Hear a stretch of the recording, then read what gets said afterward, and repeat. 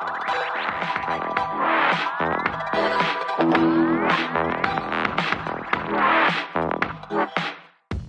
pagi adik-adik, ketemu lagi bareng Kaloren dalam Barabes pada pagi hari.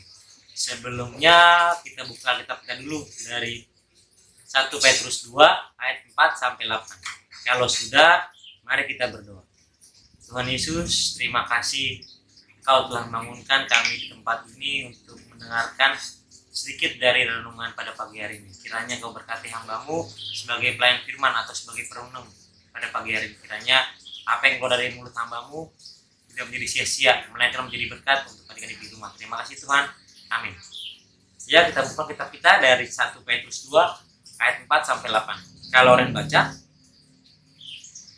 Dan datanglah kepadanya batu yang hidup itu, yang memang dibuang oleh manusia, tetapi yang dipilih dan dihormat di hadirat Allah. Dan biarlah kamu juga dipergunakan sebagai batu hidup untuk pembangunan suatu rumah rohani bagi suatu imamat kudus, untuk mempersembahkan persembahan rohani yang karena Yesus Kristus berkenan kepada Allah. Sebab ada tertulis dalam kitab suci, sesungguhnya aku meletakkan di Sion sebuah batu yang terpilih, sebuah batu penjuru yang mahal, dan siapa yang percaya kepadanya tidak akan dipermalukan. Karena itu bagi kamu yang percaya ia mahal. Tapi bagi mereka yang tidak percaya, batu yang telah dibuang oleh tukang-tukang bangunan telah menjadi batu penjuru, juga telah menjadi batu sentuhan dan suatu batu sandungan. Mereka tersandung padanya karena mereka tidak taat kepada firman Allah, dan untuk itu mereka juga telah disediakan. Demikian pembacaan Alkitab kita pada pagi hari ini. Haleluya. Ya adik-adik, batu adalah benda alam yang kuat, yang kokoh, kecil maupun besar sama, tetap kokoh. Di tangan ahli bangunan, walaupun pecah, batu itu akan menjadi indah atau menjadi bangunan yang sangat indah, cantik. Baik akan dipilih untuk pembangunan sebuah rumah atau gedung atau tempat-tempat gerejawi atau tempat-tempat ibadah. Ibadah pada masa perjanjian lama dipusatkan di mezbah atau batu-batuan. Hanya umat Israel yang boleh datang beribadah. Itu pun setelah melalui beberapa ketetapan ritual. Umat menghadap Tuhan harus dengan perantaraan imam. Kini hal itu tidak berlaku lagi untuk orang-orang percaya yang langsung dapat menghadap Tuhan secara baik pribadi maupun dalam persekutuan kita. Dan setiap orang dipakai Tuhan sebagai bagian dari pembangunan peribadahan. Contoh, majelis, pengurus, KMJ, serta yang lainnya. Di rumah rohani ilahi ada peran istimewa yang Tuhan percayakan bagi anak-anaknya. Rumah ini memiliki batu rohani yang hidup dan terpilih, yaitu Yesus Kristus. Dan Rasul Petrus menuliskan surat ini bagi jemaat yang sedang mengalami tekanan berat dan diejek sebagai buangan karena statusnya di perantauan.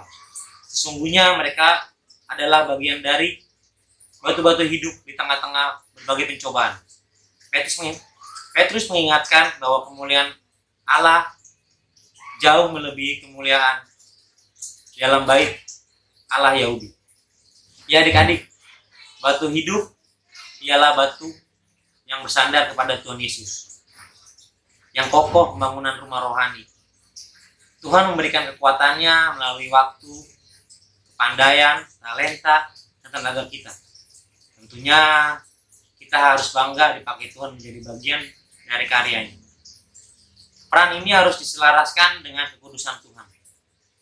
Termasuk bagi kita dalam usia teruna, penting sekali untuk menjaga hidup yang suci, yang menghormati dan meninggikan nama Tuhan, serta tidak mencuri-curi waktu tentang tidak melayankan adik-adik di rumah atau tidak mengerjakan tugas dari sekolah, tidak mengikuti ibadah teruna, ibadah hari Minggu. Kita harus menjadi contoh rohani untuk di sekeliling kita. Mari kita selalu menjadikan dia sebagai pusat dari kehidupan kita, yaitu Yesus Kristus. Amin. Mari kita berdoa.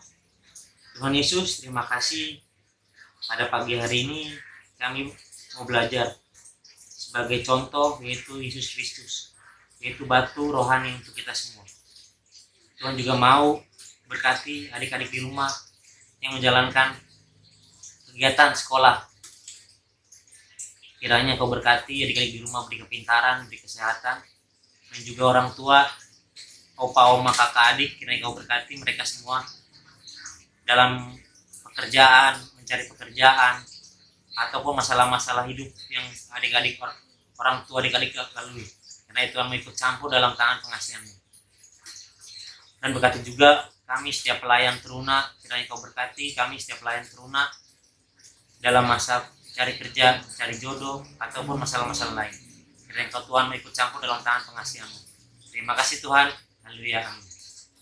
Selamat pagi, Tuhan memberkati. Dadah.